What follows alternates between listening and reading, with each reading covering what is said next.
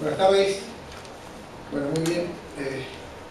Agradecimiento a la Fundación Bases, por la organización del Congreso y por permitirnos participar aquí.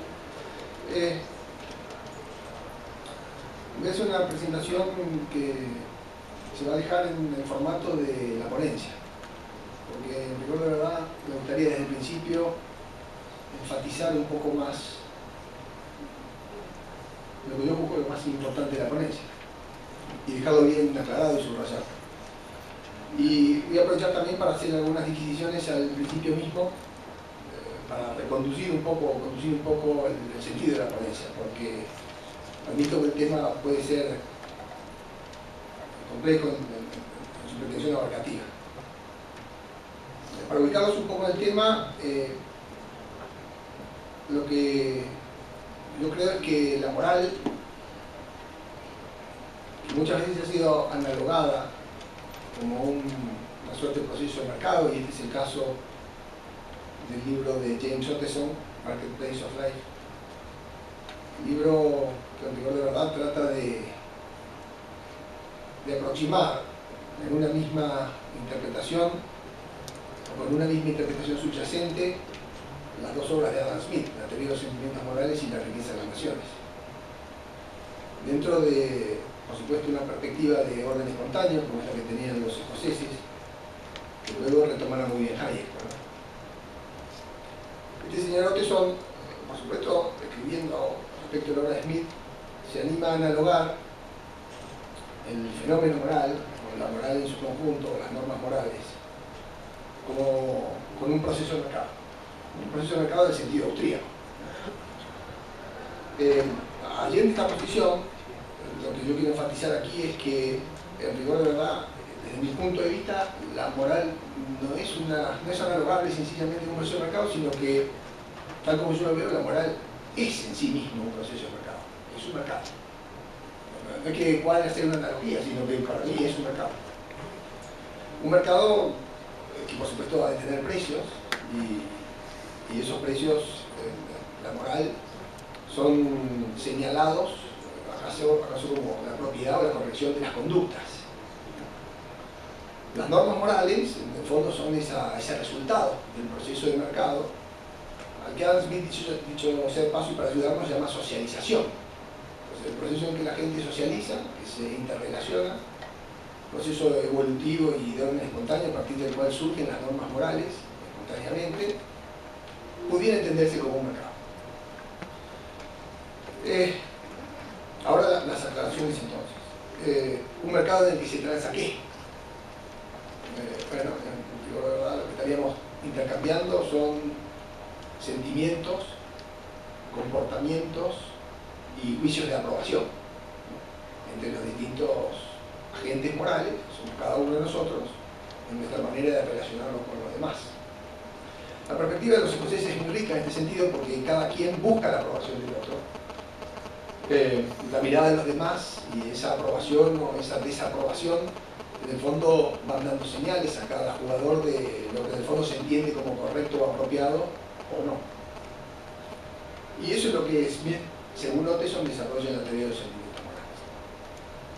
Entonces, intercambiamos sentimientos, comportamientos y juicios de aprobación, y el resultado de ese proceso serían las normas morales.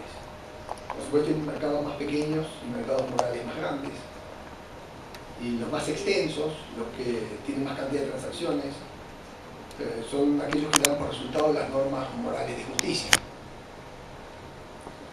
Es cierto que a partir de ese proceso de intercambio, la mera reiteración de intercambios parecidos va dando regularidad a esas transacciones, y entonces Smith y luego Hayek van viendo que esas regularidades se hacen hábitos, y Hayek las pondrá después como costumbres, y esa manera de comportarnos de una determinada forma que juzgamos correcta, a veces no sabemos explicar bien por qué, pero la juzgamos como tal, se instala espontáneamente en el mercado.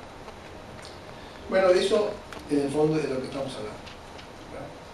Ahora, Hayek no llamó nunca a esto mercado, ¿no? Es un proceso de regularización social, si quieren, de estandarizaciones o de habitualizaciones, y echar mano a limitaciones y otras cosas cuando luego ensaya el modo en que las reglas de alguna forma van compitiendo culturalmente entre sí. Pero siguiendo a Otteson y yendo más atrás de Hayek, es decir, a Adam Smith, A mí me parece que si uno mira con detenimiento la teoría de los sentimientos morales, existe una manera de intercambiar de las personas que va generando aprobaciones morales entre ellas, buscadas por todos nosotros. Es decir, si cada quien de nosotros quisiera obtener una aprobación moral, para eso tendrá que moderar su manera de sentir. Dirían los escoceses, tendrá que bajar sus pasiones y tendrá que acomodar su manera de sentir y de comportarse a un modo que sea tolerable y digestivo por los demás para aprobar. Y el punto ahí es que es la simpatía, ¿sí?, el disparador de este proceso, porque en el fondo cada quien se va poniendo siempre con su imaginación en los zapatos del otro. Y cada vez que vemos la situación de otro, si es una situación dramática, dolorosa, nos genera compasión, por cierto, en un grado menor al que el sujeto está sufriendo. Cuando alguien se alegra, nos genera alegría y simpatizamos, por supuesto también en un grado menor, pero para lograr una ecualización de sentimientos, la gente que está de alguna manera padeciendo debe morigerar sus pasiones para hacerlas digestivas y aprobables a los ojos de los demás. Entonces esos intercambios en el fondo tendrían un costo en el esfuerzo de moderación que cada quien tiene que hacer en su manera de sentir o de comportarse para ser aprobado moralmente por los demás, pero en el fondo recogería un beneficio justamente representado por esa aprobación del alter, del otro. Y así se van dando muchos intercambios. Por supuesto, uno pudiera entonces preguntarse, decir, bueno, pero si hablamos de mercado y vamos a proponer concretamente que la moral es un mercado, ¿qué problema de escasez atañe a ese mercado? Porque en el fondo, si queremos poner al mercado como un proceso de intercambios, los mercados sabemos que son instituciones que vienen a resolver problemas y en el fondo resuelven un problema de escasez. De la escasez de la que yo estoy hablando es una escasez afectiva. Es decir, ninguno de nosotros es capaz de derrochar amor universalmente a todo el mundo, en todas las situaciones y de manera a borbotones. Eso hay que dejarlo registrado para los santos, para Teresa de Calcuta, para Juan Pablo II, pero la mayoría de la gente no somos benevolentes extremos. Entonces, en primer lugar, el planteo sería, hay una escasez afectiva, es decir, nuestra capacidad más es limitada y por supuesto hay un ordenamiento, ¿no?, que nosotros vamos dando a las cosas y a las personas según nuestra forma de sentir, y vamos a sentir a algunas personas más próximas y otras más distantes, y otras más distantes, y otras más distantes. Y así se van ordenando, en el fondo, mapas, ¿no?, de sentimientos de cada uno de nosotros para con todo lo que nos rodea. Y si uno quisiera, pudiera poner el centro del centro de esto a uno mismo y decir, bueno, mi amor propio primero, porque eso viene del instinto de supervivencia, a lo mejor, ¿no? Y eso le damos un valor 100, pero después de valorar mi propia vida, empiezo a valorar a mis seres más queridos y otra gente más distante. Y voy sintiendo proximidad, inclusive por gente no tan próxima desde lo físico, pero próxima desde su manera de pensar o de comportarse. Entonces el concepto de proximidad en Smith es bastante más complejo que la mera distancia física, ¿verdad? Pero uno se puede imaginar que sentir las cosas más próximas o más distantes nos permitiría ordenarlas de esa misma forma. Y todos operaríamos de esta forma, como los estoicos llamaban esto oikeiosis, ¿no? Entonces, valiéndonos de eso, si uno imaginara una disposición de toda esta manera de sentir, como si fuera un tiro al blanco, ¿verdad? Y le pusiera 100 al centro y 90, 80 y los valores. Cada cual tendría su propio tiro al blanco, su propio mapa de percepción de sentimientos por los demás. Ahora, si uno se anima a agarrar ese tiro al blanco y elevarlo, ese blanco, ese plato de tiro, elevarlo como si fuera como una carpa de circo, tomar una hacienda y ponerlo así vertical y montarle una columna y hacer una carpa de circo con ese balón de tiro al blanco. Lo que en rigor empieza a ver, y esto es una metáfora, ¿verdad?, lo que uno empieza a ver es en la ladera de esa carpa, empieza a ver la demanda de sentimientos morales. Ahora, de golpe nos preguntamos por la intensidad de los intercambios, y está claro que cuando uno intercambia sentimientos con alguien que tiene muy cerca, ese intercambio es muy intenso, nos cuesta muy poco ponernos en el lugar de un amigo, de una madre, de un hijo, de un tío, sentir los mismos dolores o más parecidos a ponernos en el lugar de una persona que vive en la China y tiene un problema, ¿verdad?, como dicen bien. Entonces, nos cuesta poco ponernos en el lugar del otro y disfrutamos mucho de su aprobación, entonces más intenso es el intercambio y más ganancia nos da, toda vez que lo hagamos con gente que está más próxima. Y así intercambiamos sentimientos y comportamientos, porque esto es de ida y vuelta, y finalmente juicios de aprobación. Y cada vez con gente más distante, por supuesto, para entrar en simpatía con cosas que le pasan a gente que está muy lejos, a lo mejor tenemos que sentir parecido, no por la calidad de la persona, sino por el suceso. Es decir, lo que le pasa a alguien que está muy lejos es tan dramático que nosotros, puestos en la piel de él, sentimos una tremenda, ¿verdad? Un tremendo shock. Entonces es más fácil simpatizar, aunque no lo conozcamos, porque la proximidad del suceso nos permite eso. Entonces, imaginemos el caso, y es muy fuerte, pero de una niña que fuera violada, brutalmente golpeada y matada. Simpatizar con ella, con lo que ha sufrido la familia, es mucho más inmediato que simpatizar, por caso, con una señora a quien le roban un bolso o la billetera, salvo que sea nuestra mamá. Se empiezan a dar intensidades en las maneras de simpatizar. Respecto a los temas importantes, que son los homicidios y estas cosas que como dice Smith, nos hacen brotar rápidamente la furia del pecho, encontramos una manera muy coincidente de sentirlos, y entonces ese sentimiento general facilita más intercambios de ese tipo y empezamos a probar moralmente los comportamientos de aquellos que van en la dirección de lo moralmente correcto, y empezamos a desaprobar los comportamientos de aquellos que van en dirección de lo que es moralmente incorrecto.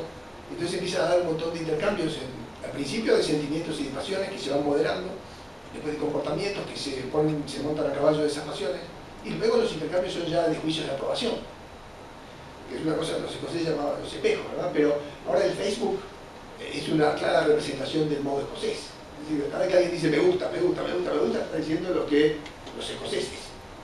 Es decir, la gente formula todo el tiempo juicios de aprobación moral. Está bueno, no está bueno, y ahí se va definiendo, a partir de ese intercambio de juicios, que exigen la moderación del actor, porque acuérdense que él se tiene que poner en sintonía con la aprobación de su espectador. Y entonces así Smith hace una figura, dice, bueno, nos vamos alejando, y él va fijando espectadores cada vez más distantes, y el último de todos lo llama el imparcial, porque ese ya no tiene ningún afecto por nosotros, no tiene la capacidad de sentir lo mismo que nosotros, pero cognitivamente el tipo se da cuenta que es correcto, entonces aprueba. Pero esos intercambios, que al principio son muy intensos con los que nos rodean, con la gente de nuestro propio grupo, con los vecinos, van perdiendo intensidad emocional y van ganando, si quieren, en cuestiones cognitivas, ¿no? Y entonces, finalmente, cuando en algunos temas o en algunos asuntos nos empezamos a acercar a la posición de espectadores más y más y más lejanos, de golpe ese juicio de esos espectadores es el juicio de los espectadores imparciales, que son los agentes marginales del sistema. La valoración de ellos es la última valoración del mercado, de los que estamos dentro de ese mercado, ¿no? Entonces se puede andar. Smith usa esto del espectador imparcial como una metáfora, como una manera de demostrar ese sistema de intercambios de sentimientos, comportamientos y juicios de aprobación. Pero no nos olvidemos también que Smith en la riqueza de las naciones utiliza la mano invisible. Y muchos han interpretado esto como una manera de coordinación espontánea, y la metáfora está muy bien puesta. Pudiera ser el sistema de precios, la mano invisible, pudieran ser los incentivos. Y en moral también hay incentivos, porque la gente quiere ser aprobada. Y también hay costo, porque uno tiene que moderarse en sí mismo para entrar en la posibilidad de ser aprobado por el otro. Muchas veces se pregunta y dice, bueno, pero ¿y entonces qué es lo que determina el precio? La escasez y la tasa de intercambio. Si pensábamos que todos fuéramos Teresa de Calcuta, en rigor de verdad, la falta de escasez de afectos, ahí sería sobreabundante, sería un mercado libre, eso no tendría... Si la oferta supera la demanda, no nos importa poco, pero el problema es que la escasez afectiva existe y es justamente parte de esa manera que todos tenemos de sentirse, va agotando, ¿no? Y cuanto más distante se agota. Ahora, yo no quiero provocarlos, y esta es la intención, decir, bueno, pero imaginarse un precio que no es monetario, dentro de las cuestiones morales se nos hace difícil. ¿Por qué decir que una norma moral de justicia es un precio? ¿Cómo nos imaginamos un precio moral? Y enseguida uno dice, bueno, pues si les toca ir a un velorio a las 2 de la mañana y está solo la viuda y las hijas y llegan de un viaje tarde y van a las 2 de la mañana, el precio moral que van a pagar es mucho más alto que el precio que pagarían a las 12 del mediodía cuando el velorio está repleto de gente. Porque ustedes tienen que intercambiar mucho más cerca de la manera de sentir de la viuda, que a las 2 de la mañana, bueno, no sé por qué maté el marido, podría haber sido al revés. Esa señora está desgarrada, imagínense un velorio en esa condición. Entonces ustedes se tienen que acercar como espectadores a la posición de ella y ella va a tratar de bajar su pasión a la posición emocional de ustedes. Eso pasa siempre, Smith lo pone en su libro como ejemplo casi de lo más importante. Dice, si a la señora la va a abrazar un amigo de la familia, llora desconsoladamente, la intensidad es muy fuerte y parecen traspasarse el uno al otro sus sentimientos hasta ecualizarlos, hasta ponerlos en concordia. Pero si la persona que viene es una persona muy distante, la señora se va a contener lo más que pueda y va a decir, no, estoy bien, ya pasó, ¿qué va a hacer? Y va a poner cara de que el esfuerzo de moderación que va a tener que hacer es mucho mayor, el costo del intercambio moral es mucho más alto, y la aprobación que recibe para ella vale mucho menos que la de un amigo, porque es una persona más distante. Entonces, estos intercambios morales, si uno los mira de esta manera, se da cuenta que van perdiendo intensidad y que en un momento dejan de tener efecto. Y en un vals, por poner otro ejemplo y seguir provocándolo, pasa lo mismo. Cuando la novia baila con el marido, con el papá, da vueltas y vueltas y vueltas, y a ella no le cuesta nada dar vueltas, está muy contenta, y el papá también, y brota la emoción, y ese intercambio de sentimientos es muy fructífero. Y después, no es una casualidad, pero los que van a sacar a bailar a la novia están ordenados de manera decreciente, y después viene el primo, y después el otro, y después el último es el novio de la amiga que lo mandó for. Pero el intercambio ahí moral va a ser distinto, ella va a dar 2 vueltas rápido, lo va a sacar por la ventana, el costo para ella es muy alto, no tiene ganas, no le da placer. Si las cosas se van dando, uno no le presta atención a que están intercambiando sentimientos, a que están intercambiando comportamientos y aprobaciones, pero en el fondo, y uno se pudiera animar a pensar también que un recital de, no sé, ya Soda Stereo no puede ser más, pero de cualquiera, donde la gente paga palcos o paga césped o paga platea baja o alto tertulia, ahí uno ve nítidos los precios que la gente paga, pero en una procesión de San Cayetano también, porque los que van ahí llevando la imagen del santo cerquita son la gente que está pagando el palco y va más temprano a la procesión y se queda hasta más tarde, y los últimos van un poco a ver si le consigue trabajo y con menos compromiso, y están ordenados marginalmente siempre. Por eso los velorios cuentan los chistes, están en los bordes y lejos, porque están, como dicen los estoicos. Entonces, si uno se anima a ver cómo se organizan las maneras de sentir de las personas respecto a los distintos temas, y se imagina aquí ese plato plano que cada uno de nosotros tiene, elevado por ese mástil, termina definiendo como montañas. En el fondo, el intercambio de sentimientos sería que cada uno de nosotros baje del pico de su montaña, que sería el máximo de su amor propio, que empiece a moderar su manera de sentir para que empiece a encajar o entrar en la aprobación de los demás, que no pueden sentir lo mismo que nosotros, solo por su imaginación pueden parcialmente ponerse en el lugar de nosotros. Entonces, mi explicación de Smith de orden espontáneo para definir la propiedad de la conducta y la norma de justicia y la corrección, que es anterior a la que Hayek da de los hábitos, me pareció muy interesante y muy rica. Y no me parece que se dé de patada con lo que Hayek dice. Todo lo contrario. Entonces, me animé a pensar un poco más. Y si los precios, las normas de justicia son precios, por supuesto habrá mercados más estables que otros, igual que hay precios más estables que otros, porque hay mercados más extensos y más concurridos que otros. Entonces es más extenso la norma moral que dice no matar, que es un precio de mercado, y intercambiamos ahí respeto, te respeto la vida, te respetamos la mía.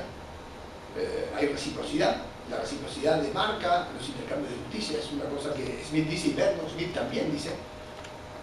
Y en el fondo es muy fácil ese intercambio, porque casi todo el mundo lo practica. Ahora, si eso es espontáneo y pudiéramos decir que esas normas morales son precios, ¿acaso los precios a los que tiende el sistema moral son las normas morales de justicia?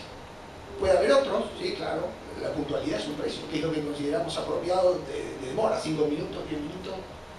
¿No? El respeto por las personas mayores puede ser un precio de un mercado, otro mercado menos grande o menos extenso que el no matar, ¿verdad? Yo lo que digo es que los mercados morales tienden a normas morales de justicia, no a cuestiones de derecho. Pero el punto que quería hacer a propósito de Hayek, Hayek nos advierte el derecho de legislación y libertad, y después luego en la fatal arrogancia mucho más fuertemente, sobre los problemas de la ingeniería social y del constructivismo, ¿verdad? Y entonces, en el fondo, eso está apuntado a un legislador y está apuntado a un ingeniero social que se le ocurre con normas positivas venir a regular y a dar forma a lo que la gente ha instalado espontáneamente, que es su tradición, su hábito, sus reglas, sus normas. Es decir, este quiere que la sociedad se mueva para tal lado. Y nos advierte largamente sobre la arrogancia de las personas que creen tener conocimiento para esto, el peligro que esto significa, del modo. Ahora, si uno se animara a pensar en la moral como un mercado y la norma moral de justicia como ese precio al que tiende el mercado cada vez que se va haciendo más grande y más estable y tiene una suerte de equilibrio, en rigor de verdad la acción de un legislador en una norma positiva sería un control de precios moral. Entonces a mí me resulta mucho más fácil explicar eso así que con el constructivismo, porque ¿cuál es la función del legislador del juez? Bueno, interpretar lo que la sociedad civil en términos de Ferguson hubiera dicho. Si ¿qué te hace el legislador? Si bueno, la sociedad civil tiene estas normas, si hay 2-3% de desvío, habrá que poner una ley solo para proteger el borde que no es excesos. No es inventar una sociedad nueva. La prudencia del legislador es el atributo que Smith le pide, ¿verdad? Y el que todos los escoceses asumen como tal, como una virtud muy importante. ¿Qué dice Javier? Bueno, si el legislador hace eso, va yendo, pero si él se pone a inventar una norma que se le ocurrió porque sí, bueno, es un constructivista. Y yo qué digo, es un controlador de precios morales.